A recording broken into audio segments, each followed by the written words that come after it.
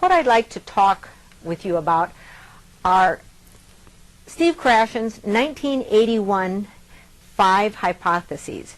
These are hypotheses that have stood the test of time. You have kids who come to you speaking other languages. This is assumed knowledge. Everyone in the field needs this knowledge. And when you leave our classes, you're the resources, you're the professionals out there, and I want you to have these 5 hypotheses. Do not memorize them, just understand it. But he said there are really 2 different approaches to language acquisition. He said there's learning a language and there is acquiring the language. And they're very different things. And the question is, which is better when? Okay, learning the language, many of us as university people have experienced it. It's the old grammar translation. You know how we did it. We memorized the verb conjugations. You know, we worried about the little indirect pronouns, whether they go in front of the verb, and what if you have a direct pronoun and an indirect. We memorized all of that so we could put our sentences. In German, you know, we kept hooking things on to the end of words. That is learning a language. And we took tests. I learned French this way. I took tests. I got A's every week. Took a test every Friday. I'm useless in French.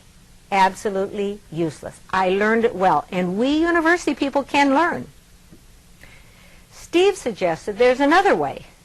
We acquire language naturally. And let me give you one example of this. When we hear meaningful messages that we understand, when we get comprehensible input, we get the message. For example, I like to tell the story of my husband. For many years we lived on a ranch in Arizona, and he knew no Spanish. Everyone on the ranch spoke Spanish. He soon acquired Spanish beautifully. He knew hammers, saws. He could fix any corral, do anything with cows, do anything with horses, any vehicle that was broken, because he kept hearing the language by everyone who surrounded him. He used the language naturally. He didn't know he'd acquired it. He just knew it was meaningful and he needed to use it. And after 2 or 3 years of this, he decided to go to my dear U of A and learn Spanish. And you know, learn indeed he did. He came home, he was conjugating his verbs, he was worrying about indirect object pronouns. He quit speaking.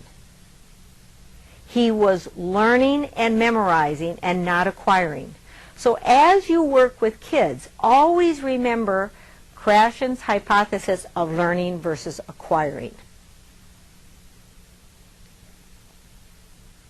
You've all had experiences with learning.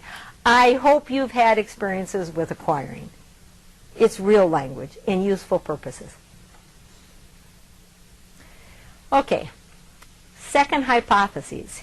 In order, I have acquisition versus learning and then monitor, but I want to talk about comprehensible input next. Came out same time. The comprehensible input plus 1, another hypothesis of the early 80s.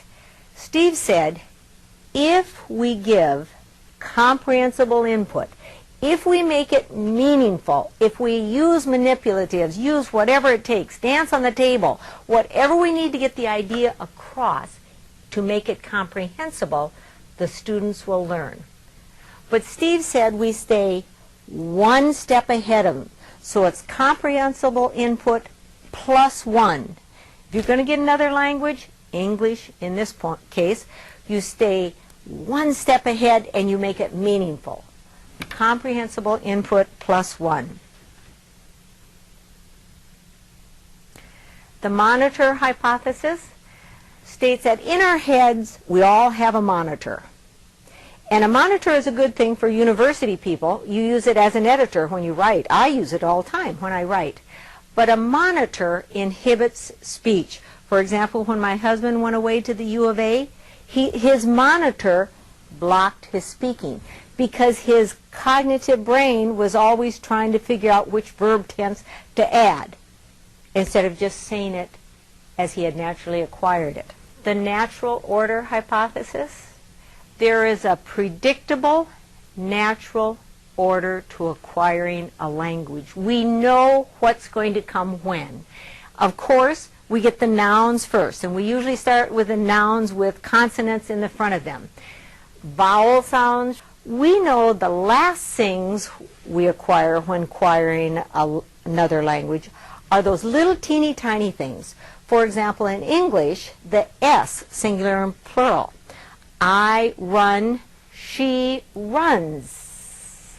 That S on the end is one of the later things to be acquired in language acquisition. Doesn't matter how many pieces of paper and drill they have to do, that comes later. When we learn Spanish, I'm sure por y para are some of the last things we learned, because anyone who's been through Spanish is now wondering, por means for, para means for, which one is when. But to a native speaker, it's natural. The fifth hypothesis, the low affective filter. You need comprehensible input with a low affective filter. Think of the word affect.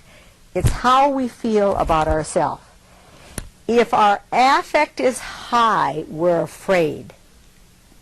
If that affective filter is high, we're afraid. So if the students are afraid of you, they're not going to acquire language. They're just not going to get it.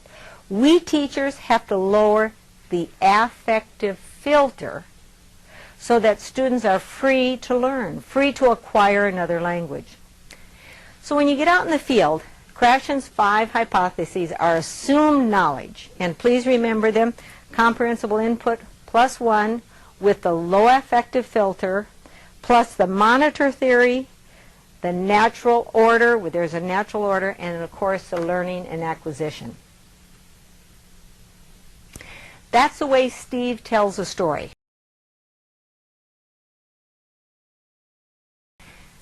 I want you to all think of a little baby that you know. I want you to envision a child that you know. And this is titled Mama's Meaning and Motivation. And forgive me, guys, this is gender-centric. It really is, forgive me. But I don't know anything about being a daddy. I really don't. I do know about being a mommy and a Grammy. So I told it from my point of view.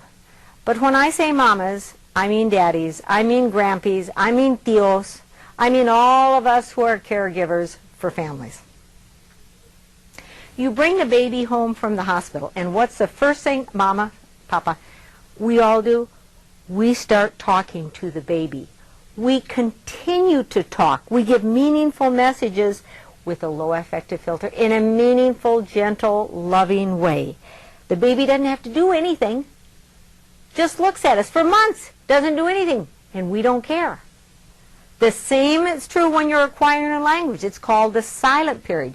You have to receive comprehensible input for a long time. Now, just with your baby, now let's pretend that baby has grown up. For a year, you've been talking meaningfully to that baby. And let's pretend that baby is 14 months, 16 months, and now you say to the baby, honey, would you please go get me the red ball? And you know what they do? They walk over there and they grab the ball, and they toddle and they turn around and they come back to you, and you think they're brilliant because they understand. They don't have to talk yet. We know they're acquiring language because they understand. They bring you the red ball. Grab the blue book. Can you give me the blue book? If that baby, 15 months old, comes over with that book, probably won't know blue yet. Might not know book. Brings the book to me, I think the child is brilliant. Understanding comes first through acquisition. Now let's think of that baby as 3. Well, 2, 18, 2.5, 3. Language is beginning to emerge. And when language begins to emerge, it comes slowly. What comes first? Words with hard consonants. Dada, not mama. Dada, book, ball. Nouns. We don't worry when the child stacks up the nouns, noun stack-ups. We don't worry about that. Pile-ups of nouns, because meaning is being given back to us. That's the same thing that happens in language acquisition.